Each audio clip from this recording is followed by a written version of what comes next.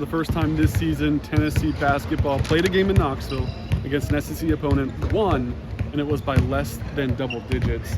8-point win for Tennessee. Your final score, 92-84. I'm Ryan Sylvia. This is Noah Taylor. We're with VolReport.com on the Rivals Network. And it was the Dalton Knecht show here in Knoxville. Absolutely took things over down the stretch. Tennessee, period of time where they're up 9. Quickly that turns into an 8-point deficit. Next thing you know, Dalton Knecht takes over, and Tennessee has a comfortable lead to win this game. His final line, 39 points, ties his career high. 12 for 21 shooting from the field, 5 for 8 from 3, 10 for 12 from the free throw line, which is a great improvement for him, an area that he struggled in this year. Tosses in 2 rebounds, 3 steals, just 1 turnover, and a plus-minus of +13. What stood out about Dalton Knecht tonight? You know, you almost run out of things to say, you know, at this point, and you know, just kind of see him take over a game that felt like it was slipping away, even though it was never, Auburn never had an insurmountable lead, but it just kind of felt like they had all the momentum there. They kind of withstood a really strong close of the first half for Tennessee, a strong start to the second half for Tennessee. Auburn withstands that. Next thing you know, they're up 6 or 8.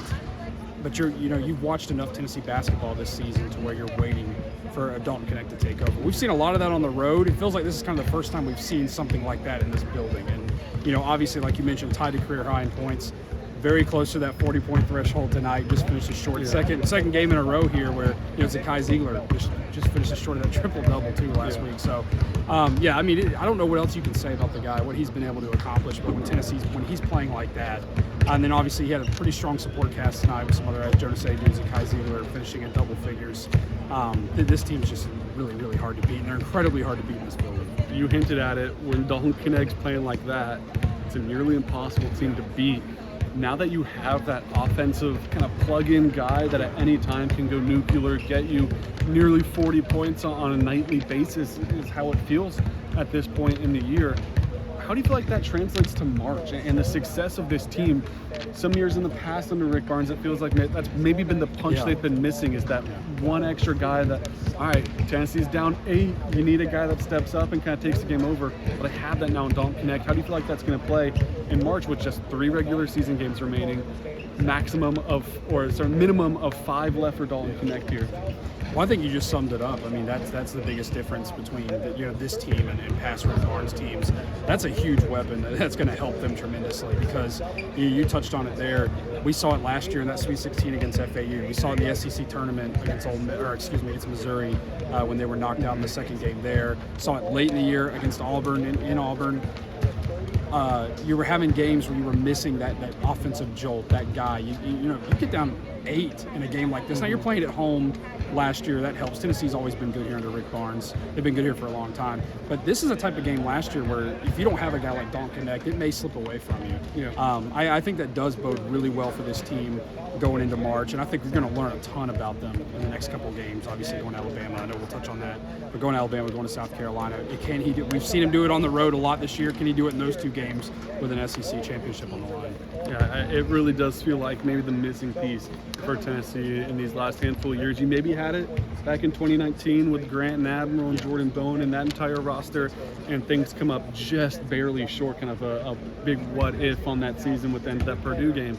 Well, now it feels like probably your best shot since then, maybe even a better shot since that year with the way Dalton Knecht is playing. Let's talk about the post play, though. You got 3 guys playing in the post tonight, mainly Jonas Aidoo and Tobe Awaka.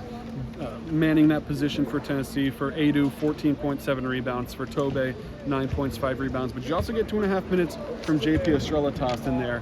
We had a big task at hand in Johnny Broome, Auburn center. He finishes with 23 points, 9 rebounds to pass the ball well out of the post, 5 assists.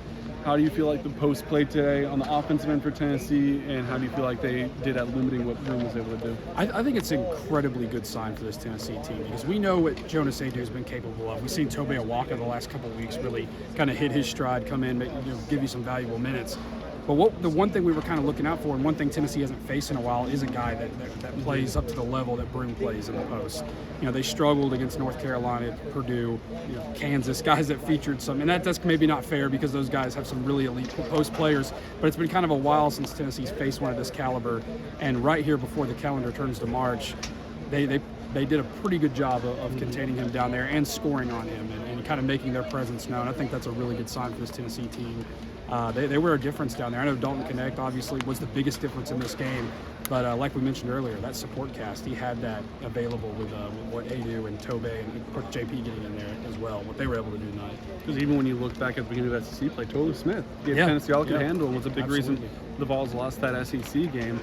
Feels like this is a different team at this point with the consistency you're getting from Adu coming off a really nice game against Texas A&M here at home, and now kind of pieces it together for another really strong night. And he was a big factor early in the game as well. Got a lot of his production in those first couple of minutes, kind of putting Tennessee on the board, getting off to a solid start and getting things rolling for Tennessee. So things seem to be clicking for the Vols. You toss in a Zakai Ziegler, who finishes the night with 17 points, 9 assists, 4 rebounds. He's playing really, really good basketball. Josiah-Jordan, James Santiago Vescovi, maybe not the star power we expected at the beginning of the year, playing really, really well in their role. You think back to a shot where Santiago Vescovi cleans up an ugly miss on a contested shot from Dalton Knecht, and that felt like maybe the dagger in this game when he puts that one in. You go down to the bench, Jemai Meshack, tough to find a better wing defender in all of college basketball than Jemai Meshack. Jordan Gainey comes in, gave Tennessee some good offensive minutes as well there late in the first half. You just go down the stat sheet, and it's a lot of guys playing some of the best basketball they have all season, and things look like they're clicking at a really good time for the Vols. But next up, a big test, possibly the SEC on the line as the Vols head to Tuscaloosa on Saturday. Currently tied atop the standings. Tennessee has that head-to-head. A win in Tuscaloosa feels like you should feel pretty good about taking home the SEC crown. A loss and you might need a little bit of help. We'll be in Tuscaloosa for that game though, so make sure you head over to VolReport.com to get all of our content leading up to that matchup, and then also on game day. The Lady Vols will be here in Knoxville tomorrow night for their senior night festivities. Rakia Jackson, Jasmine Powell, the 2 without eligibility, a handful with eligibility, still going through the ceremonies. So to be up to date on everything that happens on the Lady Vols side of things, make sure you check out the site. Baseball season is here, football season, spring practice coming up really soon. So to be covered on everything under the umbrella of Tennessee athletics, make sure you head over to VolReport.com. Links to everything news in the description. Thank you for watching.